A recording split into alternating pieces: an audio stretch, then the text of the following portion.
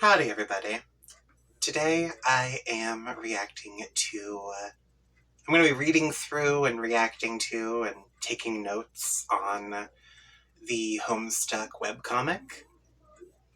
Hopefully, it gives me a little more of an idea of what exactly is happening in the animated pilot. I'm a little worried because I haven't seen anybody else do read-throughs or reactions to the comic, so I'm not too certain if this is even allowed. If it isn't, then I'll just delete this video. No big deal. So I do kind of hope that the creator,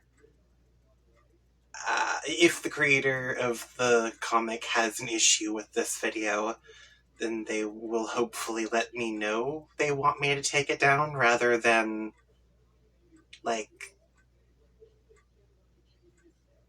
doing anything other than that. I am a very small channel, and I cannot afford to get sued. I am living in an underground bunker, for crying out loud. Anyway.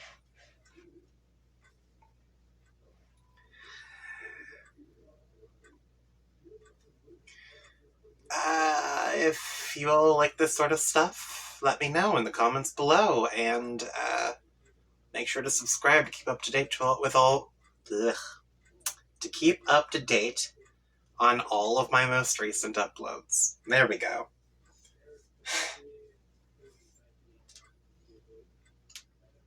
I wasn't too certain if I should do this or not. Still kind of apprehensive about it. But I had this idea where I could react to, like, indie animations on Saturdays, because, like, the idea of Saturday morning cartoons and then comics on Sundays, because Sunday funny paper comics. I don't know. It's dumb. Let's just get into it.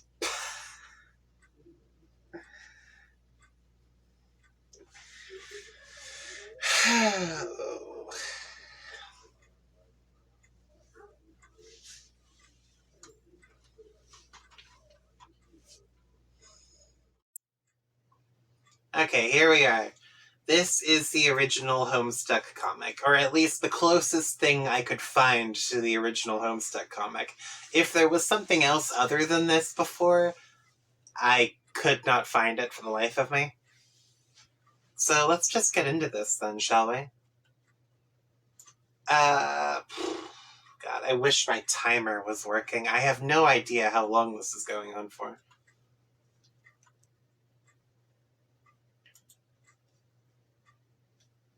"32 minutes. Oh, God. Alright, let's make this quick. Homestuck. Spur Beta. Is this John? A young man stands in his bedroom. It just so happens that today, the 13th of April, 2009, is this young man's birthday. Though it was 13 years ago he was given life, it is only today he will be given a name. What will the name of this young man be? Zoo Smell Poop Lord. Try again, smartass. Okay.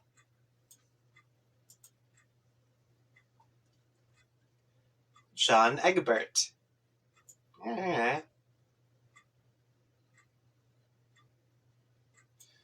Okay, so little Johnny now has his name. Examine the room. Can I click on different things, or is this not that type of...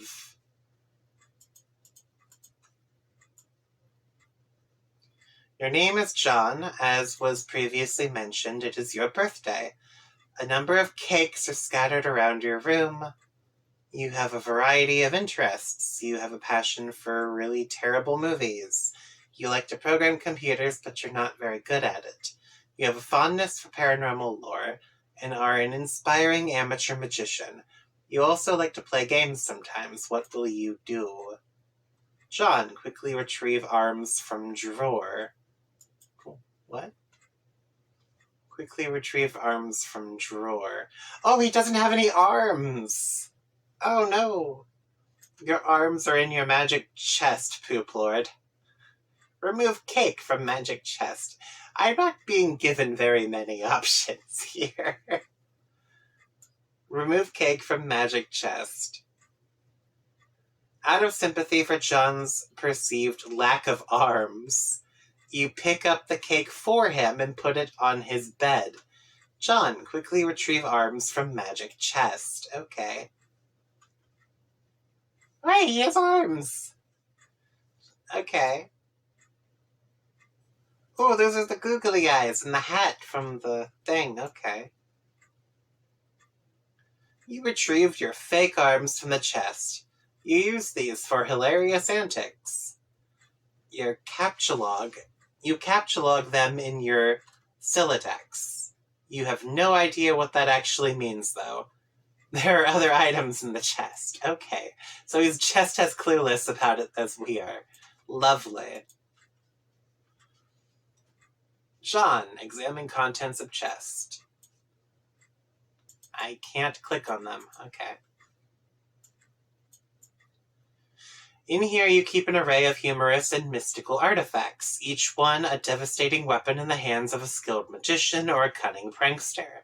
You are neither of these things.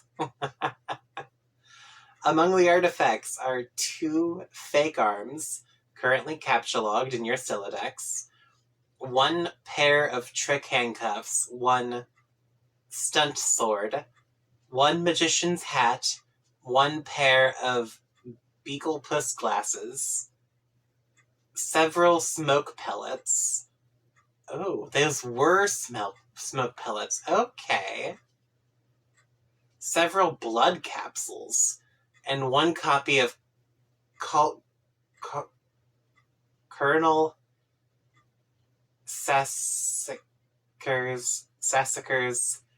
daunting text of magical frivolity and practical japery, and 1 copy of Harry Anderson's Wise Guy by Mike Caverney.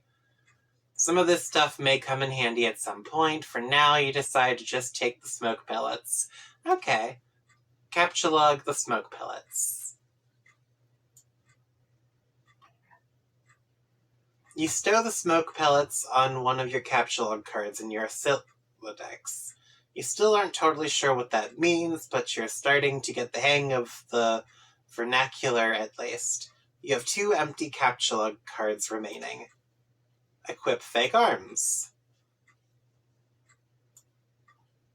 You aren't totally sure if equip is a verb copacetic with the abstract behavioral medium in which you dwell, but you give it a try anyway.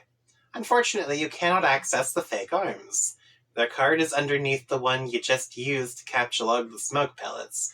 You'll have to use the pellets first in order to access the arms. But this is probably unadvisable, since you just make your room lousy with smoke. Your Siladex's fetch modus is currently dictated by the logic of a stack data structure. You were never all that great with data structures, and you find the concept puzzling and mildly irritating. Okay. But with any hope, perhaps you will advance new, more practical fetch modi for your Siladex with a little more experience. John, examine Problem's Sleuth poster. Okay. What? What is that? Is that a reference to something? Is it even possible to get any more hard-boiled than that? You really doubt it. This poster was one of your finest purchases. There is a nice spot on the wall next to it. You've been meaning to hang another poster there soon. What happens if I click? Oh, it sends me straight back to that store I found. Okay. Read note on drawer. Happy birthday, son. I am so proud of you. This note is rich with the aromas of fatherly aftershaves and colognes. Beside the note is a rolled-up poster. Take the poster. Another birthday artifact. You wonder what is printed on the poster. You'll need some way to hang it on your wall. Acquire hammer and nails. They will come in handy. Okay. Wow, this is going through really fast. You first place the hammer into your Sylladex.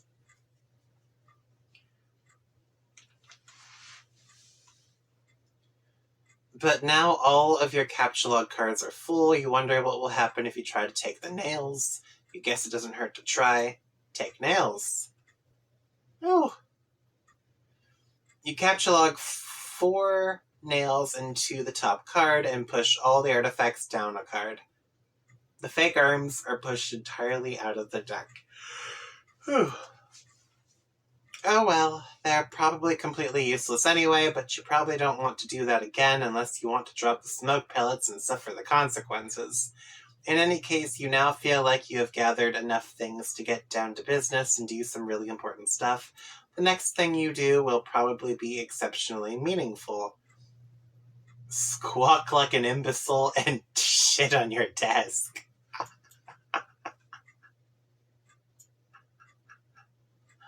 This is the dumbest idea you've had in weeks. Stupid, stupid, stupid. And yet the polished surface of your desk, it beckons.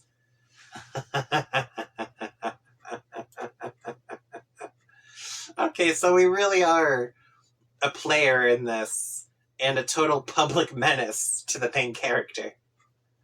Combine the nails and hammer. Alright. You merge the top 2 cards. The hammer and nails are now capture logged on the same card and can be used together. Use hammer and nails on poster. You use the hammer and nails card in conjunction with the card beneath it. Oh, nail poster to wall.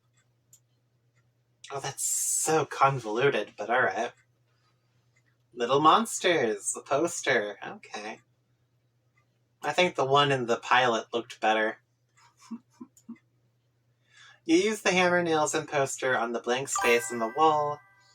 I still can't escape that sound, can I? It's glorious, exactly what you wanted. The old man really came through this time. Examine Con Air poster. Con Air. Put the bunny back in the box, I said. Put the bunny back in the box. Why couldn't you put the bunny back in the box? What? Is that a reference? Or, I guess. Deep Impact. Morgan Freeman's genteel, homespun mannerisms were perfect qualities for a president residing over a crisis. Oceans rise, cities fall, hope survives. Wow. Films about impending apocalypse fascinate you, plus a black president. Now you've seen everything.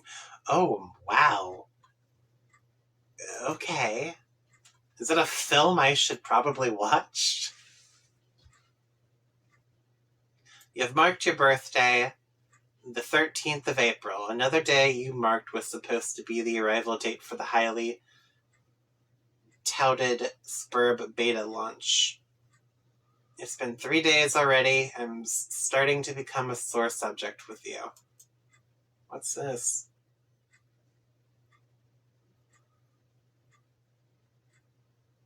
What?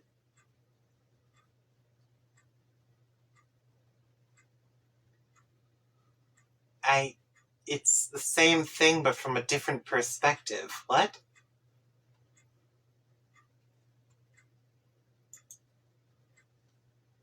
Oh, that's creepy. Okay, John, eat cake. You're sick to death of cake, you've been eating it all day, and you have no intention of clogging your Sylladex with it either. The cake stays put for now. You hear a notice from your computer, someone is messaging you. Examine the incoming message. Oh, hello, Slimer. You pull up to your computer. This is where you spend most of your time. You decorated your desktop with some rather handsome wallpaper, which you've made yourself. You're really proud of it. Well, I guess it is kind of cheaply edited. Okay.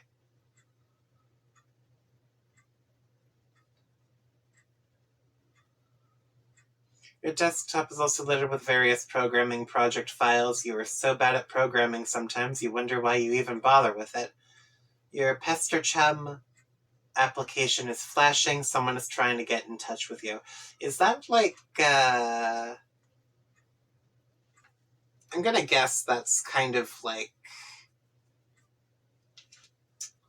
those really old programs. I don't recall what they're called, but it was like before Facebook, wasn't it?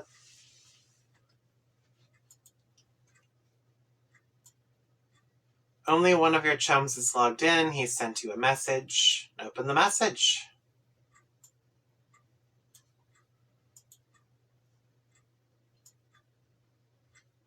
Oh, wow, this is long.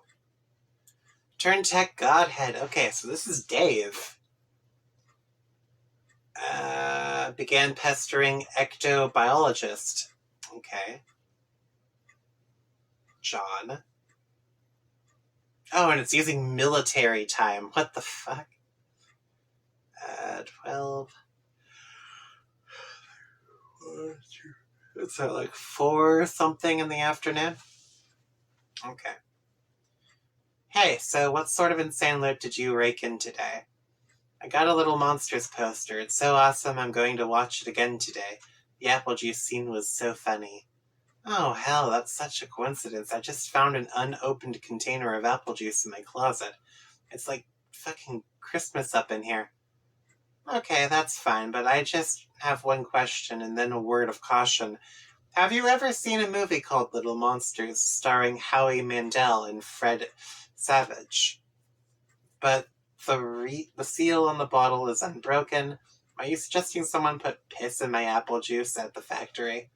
All I'm saying is, don't you think Monster Howie Mandel has the power to do something as simple as reseal a bottle? Try using your brain, numbnuts. Whoa, okay. Why did the fat kid or whoever drank it know what piss tasted like? I mean, his reaction was nigh instantaneous. It was the 15th day in a row Howie Mandel peed in his juice. Okay, I can accept that. Monster B-list celebrity douchebags are cunning and persistent pranksters. Also, Fred Savage has a really punchable face. But who cares about this? Let's stop talking about it. Did you get the beta yet? No, did you? Man, I got 2 copies already. But I don't care. I'm not going to play it or anything. The game sounds boring. Did you see how it got slammed in Game Bro? Game Bro is a joke, and we both know it. Yeah. Why don't you go check your mail? Maybe it's there now. Wow, okay. Look out the window. You see the view of your yard from your window. Hanging from the tree is your tire swing in a kid's yard. A tree without a tire swing is like a proper gentleman without a monocle. That is to say, he can hardly be considered a terribly proper gentleman at all. And there beside your driveway is the mailbox. Okay. And this makes you happy for some reason. The little red arms swinging idly. Or wait, what? The little red arms swingy dealy thing, or whatever it is called, is flipped up. You mean the mail flag? Okay. What the hell is that thing called anyway? You do not have time for these. Semantics. Okay. The red flippy lever thing means you have new mail, and that means the beta might be here. Go outside and check the box. Okay. Car's pulling in. That's Dad. Okay. You're about to hurry downstairs when you hear a car pull into the driveway. It looks like your dad has returned from the grocery store. Oh, great. He's beating you to the mail. Forget it. Check the mail later. If you go downstairs to get it, he'll likely monopolize hours of your time. You decide to chill out up here for a while until the dust settles.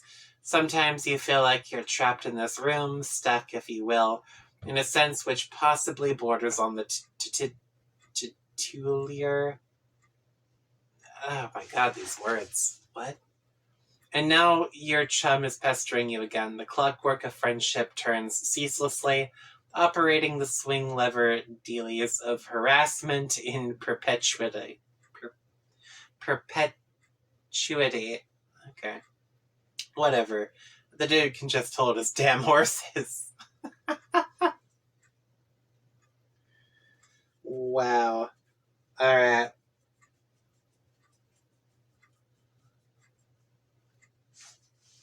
Examine games in the CD rack. Alright.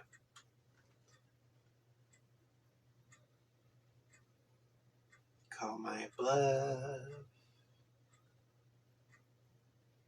Little monsters!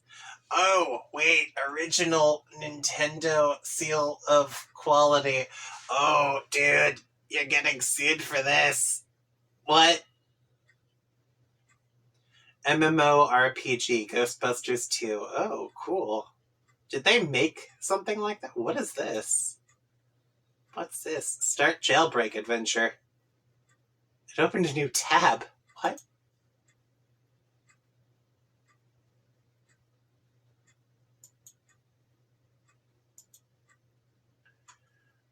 What problem, sleuth? What the hell? I can play the games he has on his rack? The Caper Havers. Bard Quest. Alright. Hold on. Where am I in this?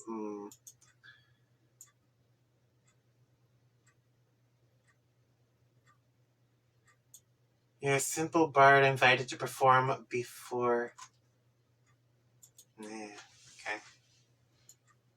You know what? I'll check those out later. Read the... Okay. Read the daunting text. I can't fucking say that again. You decide to consult with the Colonel's bottomless wisdom. Good grief, this thing is huge. It could kill a cat if you dropped it. But to really dig into this hefty book, you'll have to capture log it.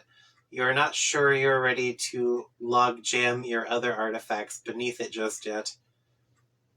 Capture log the fake arms again.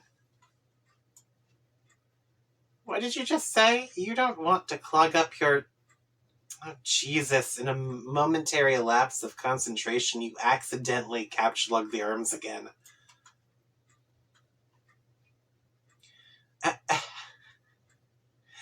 Set pest your chum status to bully.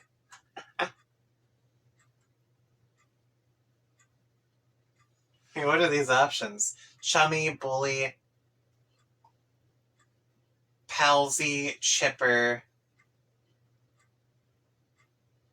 rancorous? What is that? Right.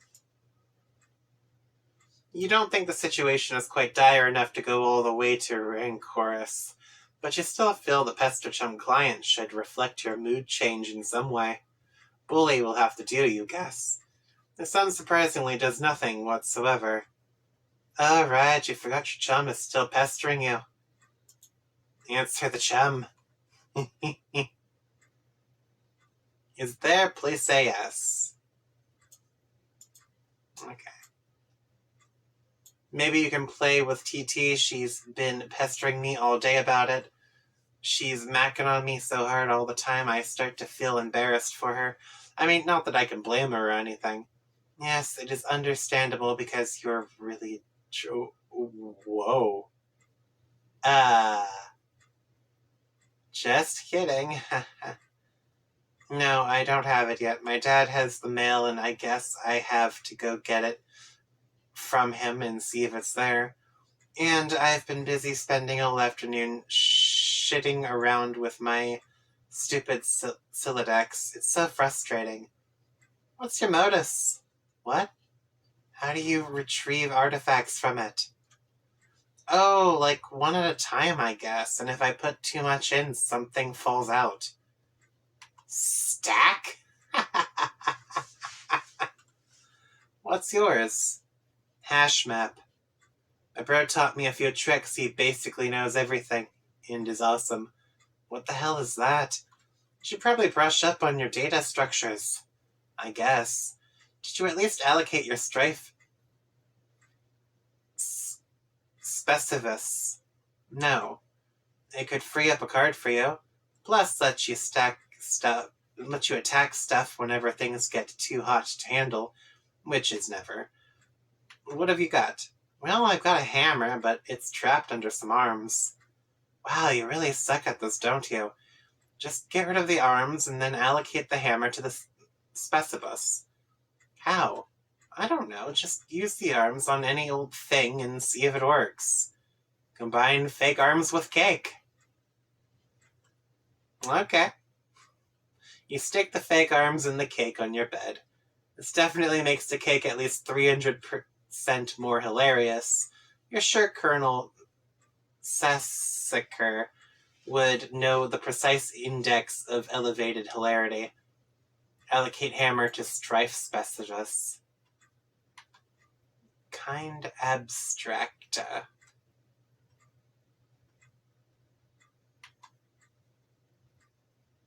Hammer kind. Wow, they've got everything there. You check the back of your strife specifus for the kind abstractus you have in mind for it. Select hammer. Okay, strife specifus. Ugh, I can't pronounce this crap. Has been allocated with the hammer kind abstratus. The hammer has been moved from your Captchalogue deck to your strife deck. Okay, so if I'm understanding this correctly, hammer kind abstratus, that's kind of like a classification. Like if you have a spear, you're a spearman. If you have a sword, you're a swordsman. If you have a hammer, you're a hammer kind. Okay.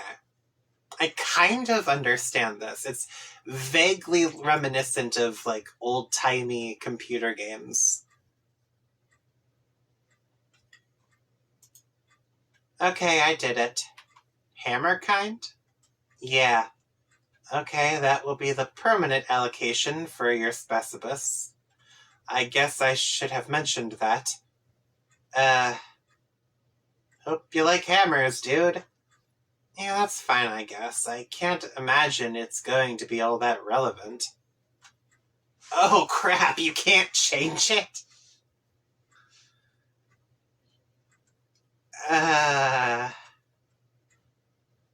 Captchalogue Colonel's Big Book. Okay. Alright, so we're permanently stuck with hammer weapons from now on. Now that you've got some space in your Siladex to work with, you figure you might as well start squandering it immediately. Ordinarily, this ridiculous book would be way too big to carry around in any practical way. I guess maybe this is one respect in which the cards present some convenience. Examine the Game Bro magazine. Game Bro, Spurb. Why the Game of the Year or whatever isn't as good as some other stuff I like that's better. Yeah, that's about how the Nintendo Power mags went. Should I even bother reading this?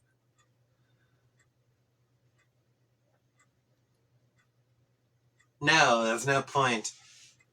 He stops talking about Spurb after, like, the first paragraph. Everything else is completely irrelevant. Gotcha. It might come in handy if you ever need something that burns easily. Okay. Get funny glasses, too. You expand your final card on the Magician's Hat. Okay. You don't have a free card in your Siladex. However, you are able to merge the beagle puss with the magician's hat to create a clever disguise. Why was this linked in the comic? Okay. Wear disguised a full dad. Okay. Just like in the pilot. Alright. John, who is this John you speak of? You were quite certain there has never been, nor ever will be. Yeah, this is a really shitty disguise. While you're wearing the items, they remain on the card, but it is temporarily removed from the deck, thus freeing up the cards beneath it.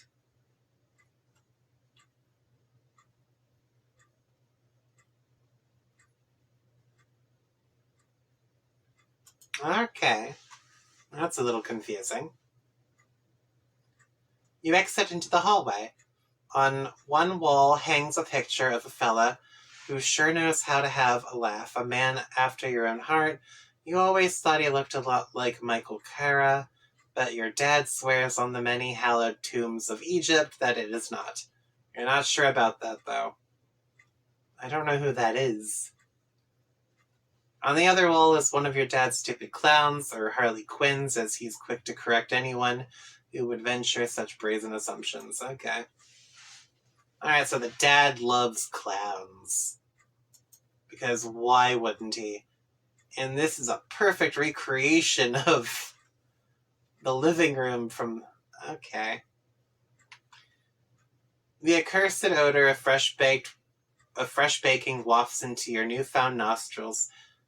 Something is brewing in the kitchen. It must be the connivings of your arch nemesis, Betty Crocker, and the rich buttery aroma of her plot stinks to high heaven. This mission is going to be more difficult than you imagined. Why is Betty Crocker linked into the comic? Admire Harley Quinn's. Oh, alright. You check out the shelves of fanciful Harley Quinns. Look at this fucking garbage. You hate this stuff. Funny is funny, but your dad sure can be a real cornball. Sometimes at night you pray for burglars. A bright orange flame flickers in the fireplace. It doesn't matter that it's April and not terribly chilly outside. In a home, a fireplace needs a fire, because that's what fireplace is for. A fire belongs in a fireplace, damn it.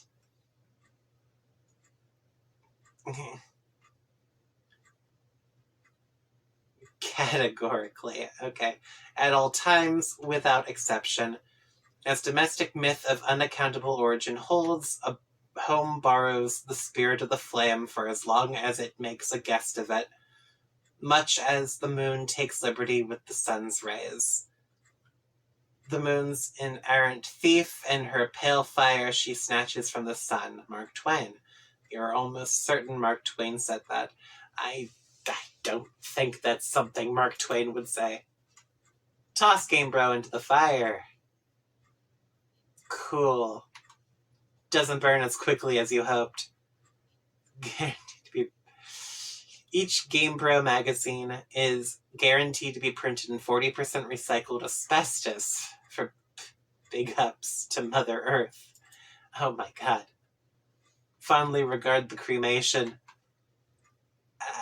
You examine the sacred urn containing your departed Nana's ashes. When your father gives her portrait a wishful glance now and then, you can tell it brings back painful memories. A tall bookshelf, a ladder, an unabridged Colonel Sassacres. He never wants to talk about it. Oh. You crushed your grandma with a bookshelf? Oh. You clumsily mishandle the sacred urn, and in ashes everywhere. In retrospect, upon mulling cinematic tropes regarding ash-filled urns, this outcome was a virtual certainty. You'd probably better clean it up before Dad finds it. Okay. Combine father's pipe with clever disguise. You think now would be a good time to beef up your clever disguise? Champ, you can do anything if you put your mind to it. I believe in you. Contemplating what could be inside this package is sort of exciting, but it makes you a little nervous at the same time. Open the large present. Oh, hell no! Okay. Captchalogue the ashes. First, you prop the Harley Quinn up onto the couch, having it in the middle of the floor, sprawled out. All akimbo like that struck you as unseemly. Captchalogue the ashes to your available card. Okay, and then you combine it with the urn. Most of the ashes back in the urn, but it's a total mess. Really, it probably should have been tidier if you just used a broom and dustpan. No one will be the wiser. Except maybe for people with eyes. Go get fake arms again. You just got another brilliant idea for something to do with those pointless arms. You pry them out of the cake and captchalogue them. Looks like Pesterchum is acting up again. Examine third and fourth walls of room. Oh, wow, you have a lot of posters.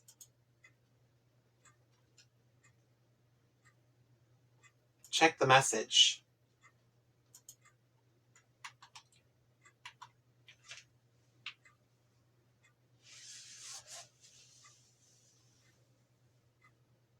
Okay, hold up.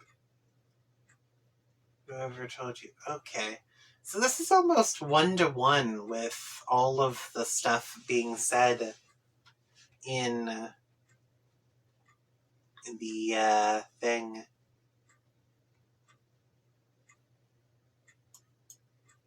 I don't really want to read all of this anymore because my throat's starting to hurt.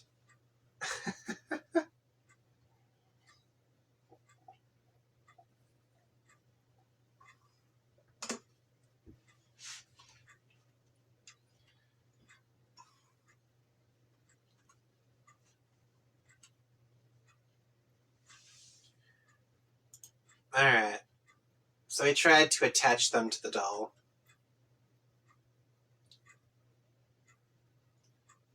Burnt paper.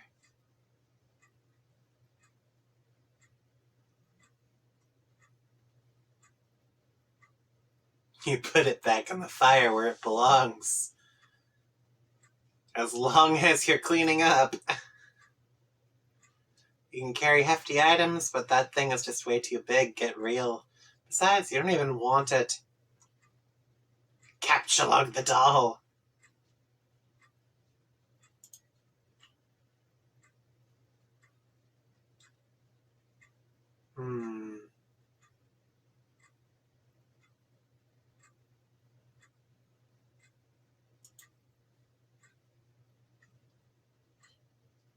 Okay. So now we're looking for the dad.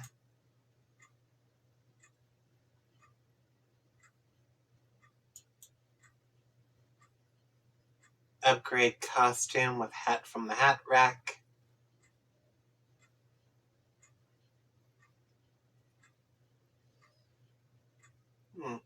Less funny, but more distinguished. Second pipe with clever disguise. Your dad maintains numerous pipes around the household. A father without a pipe is like a strapping roughneck without a toothpick. That is to say, he is rather piss-poor excuse for a roughneck. Okay. You'd rather not take the pipe, though. The first one tastes bad enough as it is. How you suffer for your comedy. Okay. Examine... Okay. Yeah, this will be perfect for expanding the space in your styla. Captchalogue.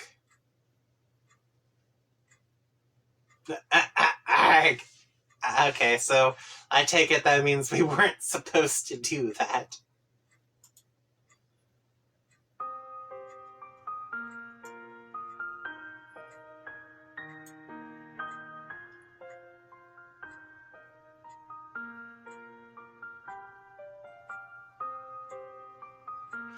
Oh.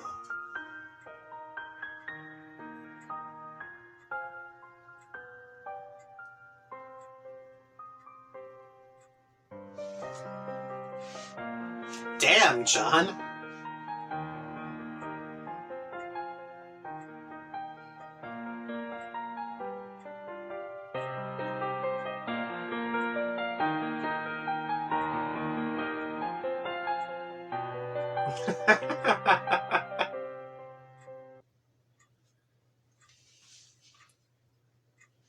Wow. He went to town on that. Play a 52 pickup. You play the prankster's favorite card game, even though you're alone in the room, thus rendering it an especially foolish version of solitaire. So stupid. Look at this mess. The peanut gallery over there sure is getting a kick out of it. You're allergic to their scorn. Or does he have a peanut allergy?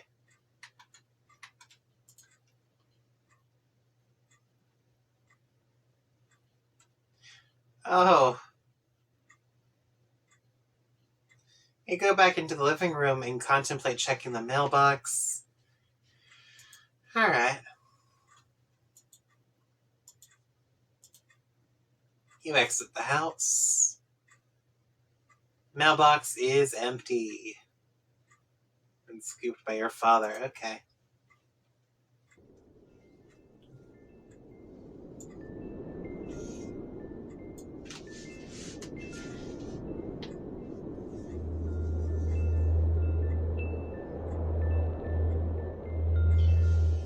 Oh my god, this is the whole narration from the comic.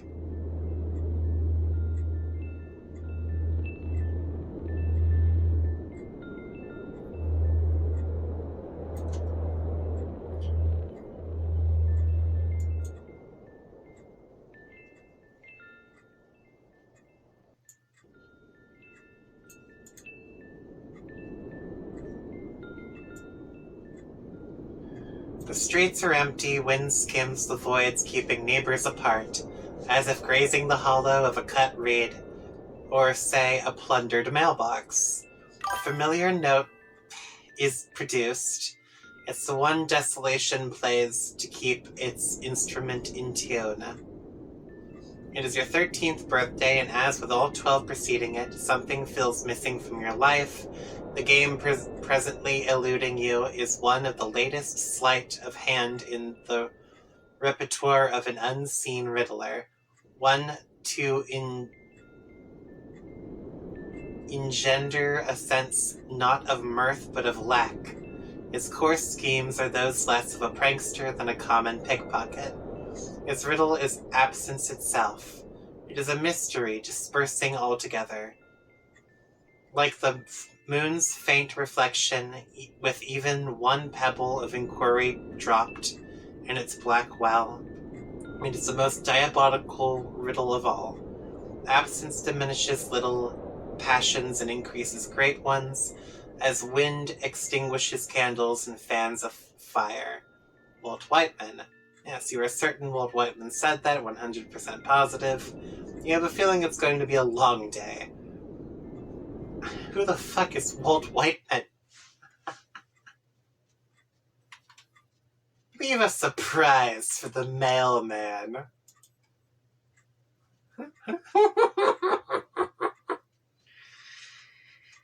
No wonder why his name is Zeus Smell Poop Lord.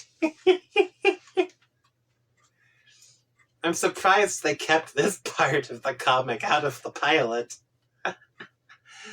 This insatiable desire to poop in places you shouldn't, all because the player is telling you to. What a horrible concept. See if your father left the mail in the car. The door is locked and your dad has the car keys. You peer in through the driver's side window.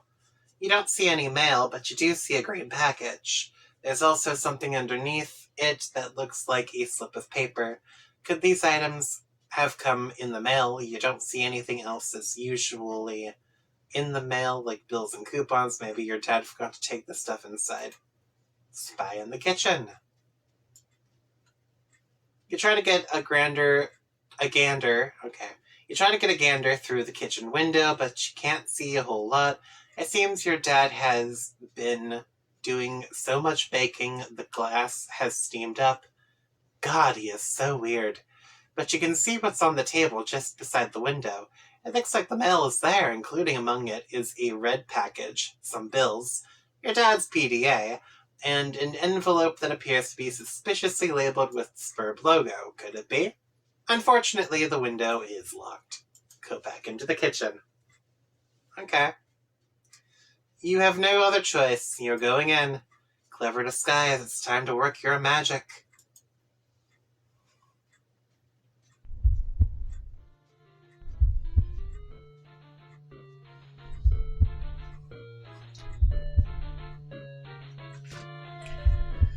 Okay.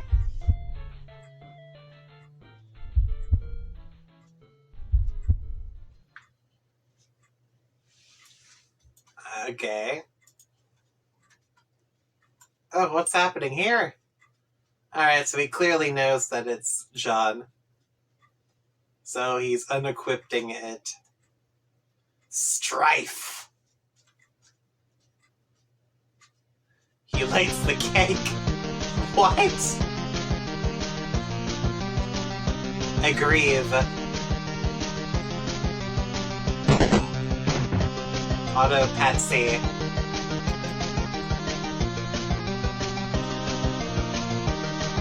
Wait, what did that say? Dot.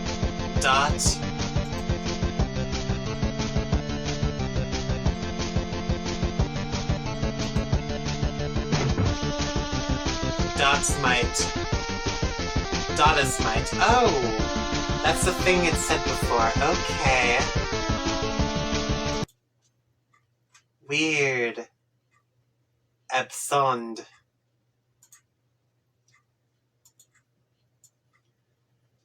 You cannot abscond. This pesky guardian is blocking your path.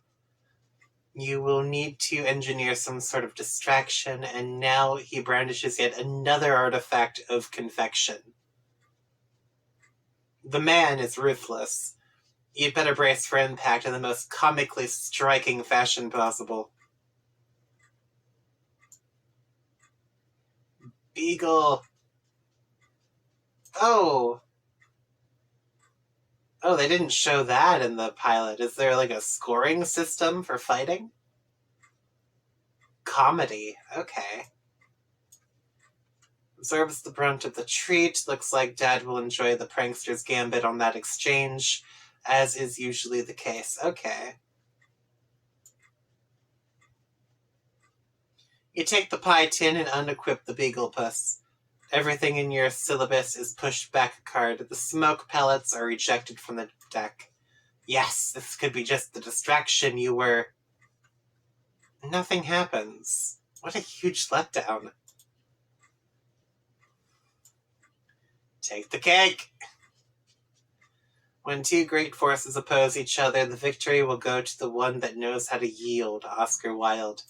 Wise words by a man who likely could resist everything but temptation.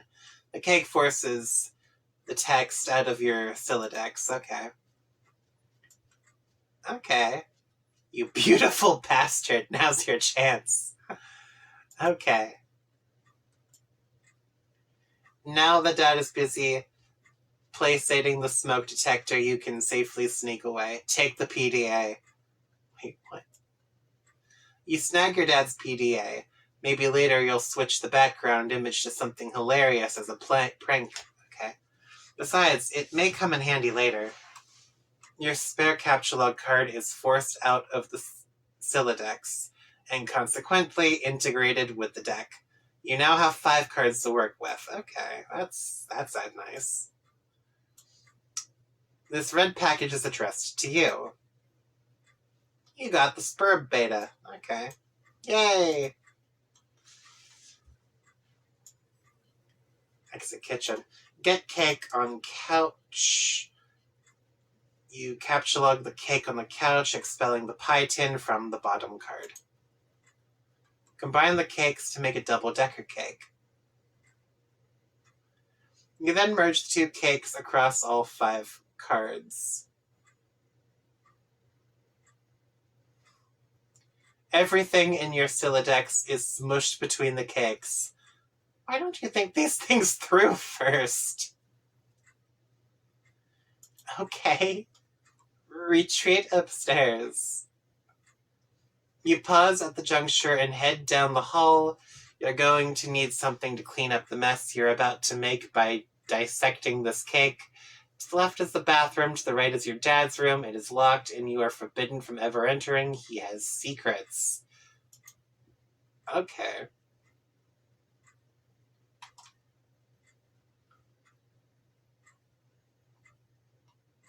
This is already a bit of a surprising difference from remove PDA, envelope, and package from cake. Okay, yeah, let's do that. What the heck did you use for this? Is that a razor blade? You take the razor and use it to perform surgery on the cake. You take the towel and clean off the abstracted goods. Retrieve your items. The items force the manhandled cake into the toilet. And just like that, your Siladex is full again. God, this thing is annoying. Go to the bedroom. Admire failure to launch poster. You're not usually into chick flicks, but Matthew McConaughey's cool charisma could salvage any heap of smoldering wreckage. This is your McConaughey wall, a casual shrine to an amazing actor. The film above that one is a lot better, you think.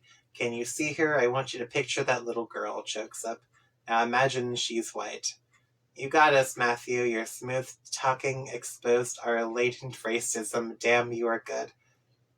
What? A time to kill, failure to launch. Oh. Hey, I know this one over here. Oh. And actually, I think I recognize that quote, too, from something else. Oh, damn.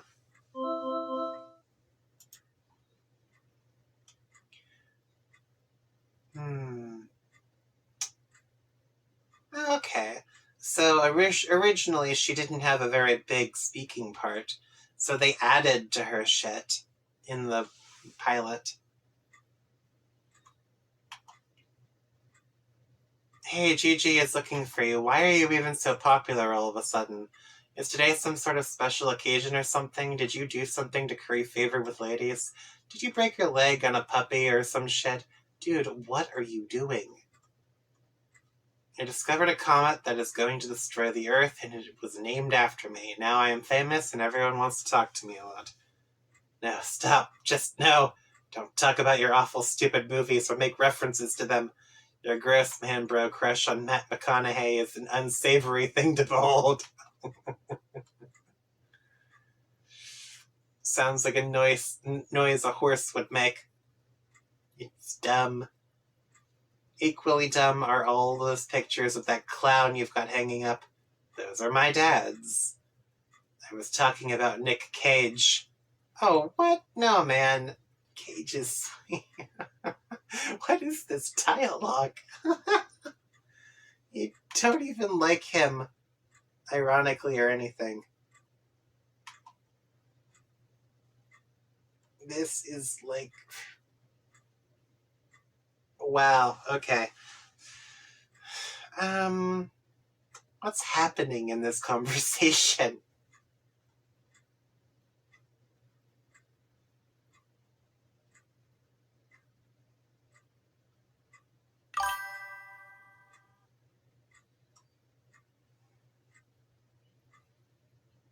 Playing it, she's all about it.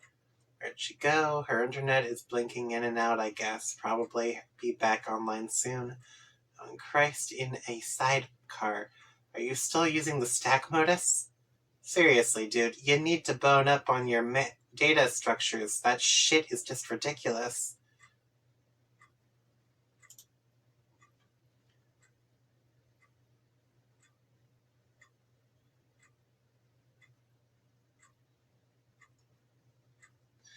He's looking up another game. Decided to space out on the computer for a while before doing anything important. Midnight Crew. Install the Spur beta. Oh, that was the last thing that happened in the pilot.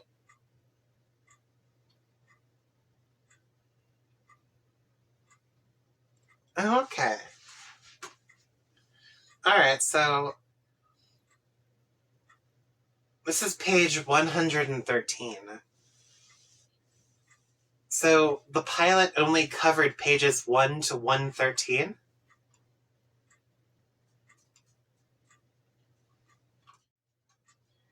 Yeah, okay. So the video itself is like 11 minutes and 32 seconds. And it only covers pages 1 to 113 of the comic. I wonder why. Because normally, even when it's just the pilot, isn't it usually like 24 minutes long, typically? So cutting it short to 11 makes it feel like the pilot is only half finished. At that point, it's less of a pilot and more of like a teaser of a pilot. And I would say that it wasn't very informative, except the comic itself wasn't exactly informative. I had to take intuitive leaps. So I'd say it's basically 1-to-1 at this point, besides for all of the tiny details that was removed or added in places. Even the swearing seems to be on par with what's expected here. All in all, it's pretty good. I've been waiting for ages for, okay. I had to take that off.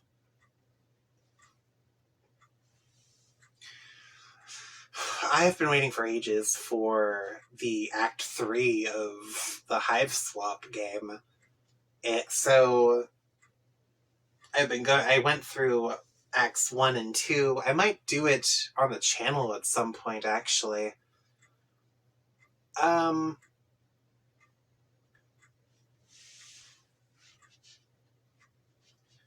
aside from that, my Homestuck